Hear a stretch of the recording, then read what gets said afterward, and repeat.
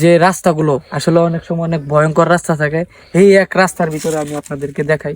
দেখেন কি একটা ভয়ঙ্কর রাস্তা। দেখেন আসলে এই দিক দিয়ে যাইতেই আসলে একটা ভয় লাগতেছে। দেখেন মানে কি একটা অবস্থা, গাছের যে শিকড় শিকড় টিকড়ে মনে করেন যে মনে হয় আসলে এখানে কিছু থাকতে পারে। দেখেন না শিকড় গুলো, আপনি দেখলে আসলে বোঝা যাচ্ছে যে আসলে ভয়ঙ্কর হিসেবে। তারপর দেখেন মানে যদি দুই পাশের থেকে মাটি দুজি আসলে ভাঙিয়ে পড়ে তাহলে শেষ, এখানেই স্টপ।